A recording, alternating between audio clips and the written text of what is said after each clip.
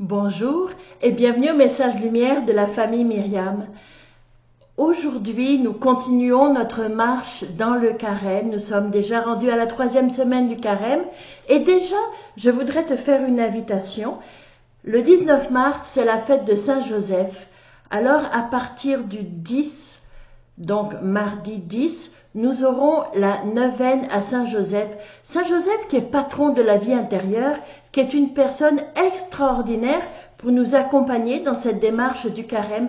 Alors je t'invite à vraiment le suivre et à le laisser t'enseigner, ouvrir le chemin pour toi, te montrer peut-être comment lui, il a regardé Jésus, comment lui, il a correspondu, comment il a été docile. C'est un enseignement qui est très riche et très profitable aussi, très bénéfique. Puis aujourd'hui, nous avons encore et toujours des lectures très intéressantes. Dans la première lecture, nous voyons le prophète Naaman, le lépreux. Mais je ne vais pas m'attarder sur le lépreux.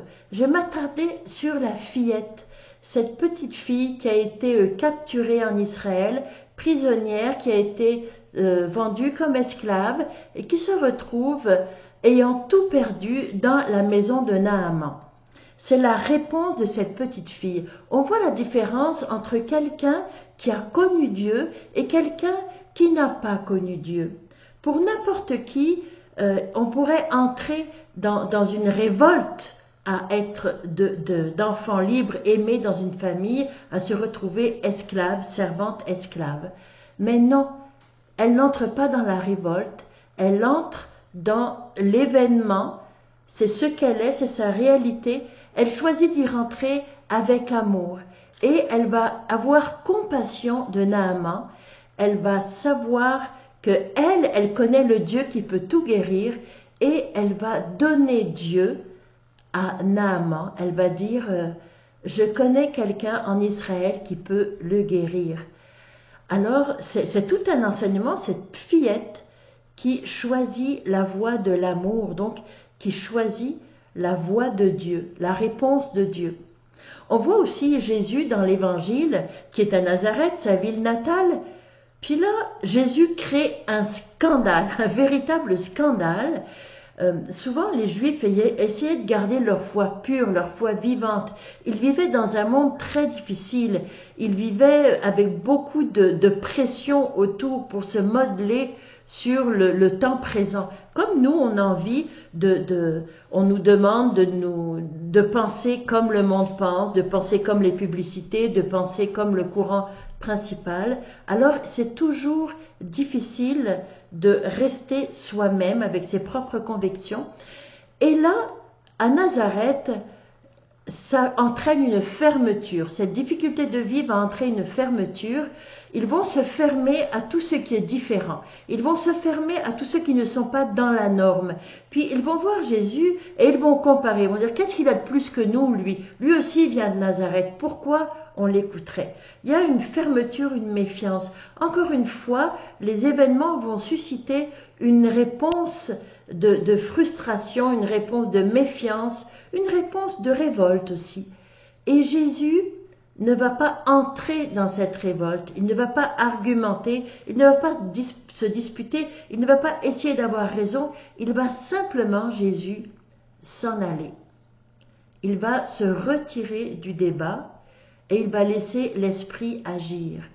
Il ne renonce pas à dire l'amour du Père, mais il n'entre pas dans un conflit, de qui a raison, qui a tort. Non, il se retire, il se place à un autre niveau, il va se placer au niveau du cœur de Dieu. Alors, quel enseignement pour nous aujourd'hui, quelle route à suivre pour nous aujourd'hui? Eh bien, souvent nous avons deux attitudes, devant un événement, devant une situation, devant des émotions qu'on peut ressentir aussi. On a soit le choix de prendre le chemin de la révolte, de l'agressivité, de la dispute, soit on a le choix de s'arrêter et de prendre le chemin de l'amour. La vie et la mort, la paix ou la guerre, l'amour, la haine, la lumière, les ténèbres. C'est un peu, on a toujours ce même choix. Et je me suis demandé, mais pourquoi est-ce qu'on choisit souvent Pourquoi souvent on choisit la guerre, la dispute, la confrontation? Et j'ai réalisé une chose, quand on tombe et qu'on se fait très mal, souvent quand on se relève, on perd un peu le sens de l'orientation, on est complètement étourdi, on ne sait plus où on est. Si on partait sans savoir, on irait n'importe où et on risquerait de tomber encore plus fort. C'est comme quand on est perdu en voiture aussi, qu'on n'a pas de carte, on n'a rien, on a perdu tous nos points de repère. Si on s'en va à l'aventure, on risque de mettre beaucoup de temps pour arriver. Pareil avec nos émotions. Quand nos émotions nous ont tellement bouleversés, qu'une colère profonde, une détresse, une peur, on est tout étourdi, tout confus. Quelqu'un nous a dit des choses qu'on ne comprend pas, on est dans une confusion totale. Si on essaye de répondre à ce moment-là, on va se perdre. On va se perdre et on risque de tomber en se faisant encore plus mal.